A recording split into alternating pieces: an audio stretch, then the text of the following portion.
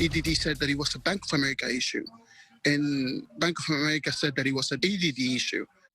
And getting the runaround on EDD debit card hacks. As KPIX 5 first exposed in the fall, fraudsters are stealing thousands of dollars in unemployment benefits. But Bank of America is denying victims' claims.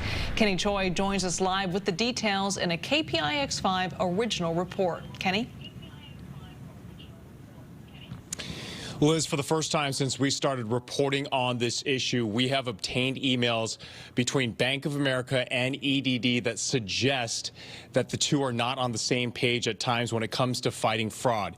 And now we're learning that in efforts to stop it, it's all backfiring on victims.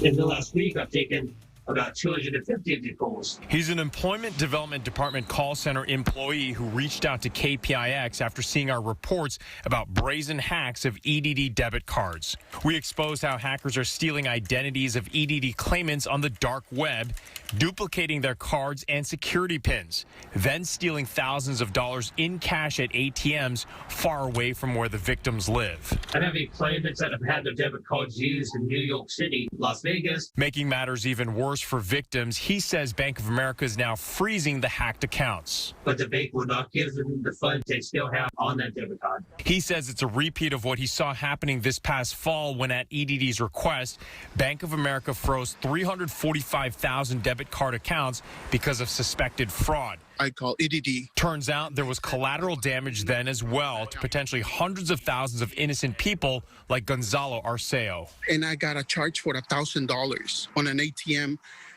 like far away from me. He says someone hacked his EDD debit card in September, and right after that, his account was frozen. All the money that I had coming from unemployment, over $8,000 is there.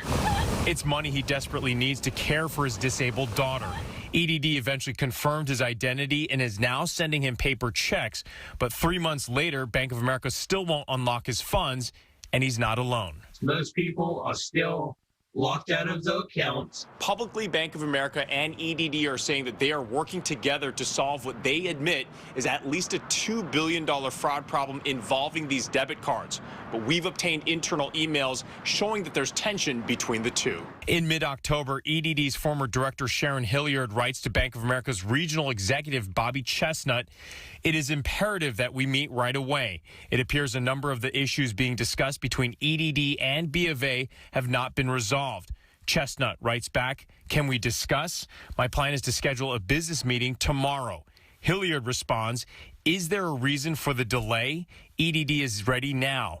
Every minute we wait, we have people impacted by lack of access to their funds." At issue, according to the emails, the 345,000 debit card accounts that EDD suspected were fraudulent and asked the bank to freeze in September. EDD wants B of A to unfreeze 256,000 of them that it now believes are legitimate. But the bank in mid-October had only unfrozen 51,000, while at the same time initiating another 58,000 freezes of its own without consulting EDD.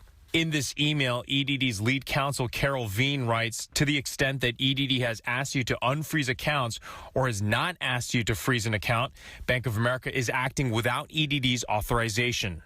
Bank of America's regional executive, Bobby Chestnut, pushes back, saying, as EDD is well aware, the cardholder agreement gives the bank the specific right to freeze if we suspect irregular, unauthorized, or unlawful activities may be involved. And he gives one stark example of the rampant fraud at ATMs.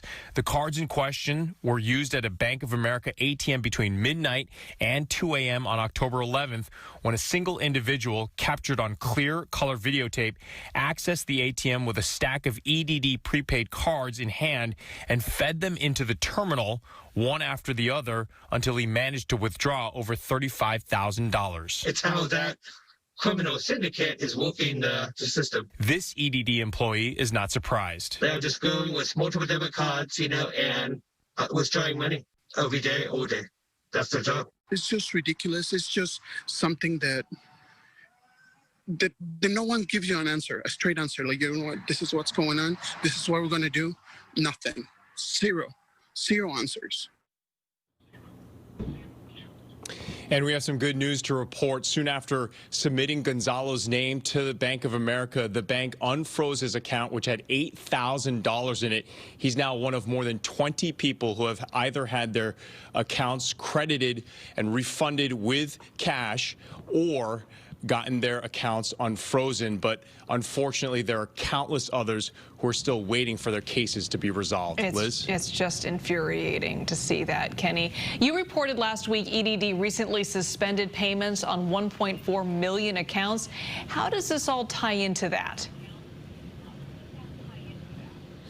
So right before New Year's, before 2021, EDD started issuing and started freezing accounts. They implemented some new anti-fraud safety measures, and that red flagged then more than 3 million accounts. So EDD is now asking 1.4 million claimants to re-verify their identities, but they're doing that in phases. They're sending out information and specific links to ID.me through phases, and so that's problematic because then people are waiting. And then to add to all the confusion, EDD is telling claimants that if they did not receive that type of notification to re-verify their identities and they're still having problems with their accounts, they're telling them to contact Bank of America instead of EDD. It's not their issue. I just keep getting this runaround. It is so frustrating for them. All right, Kenny, thank you so much for this reporting.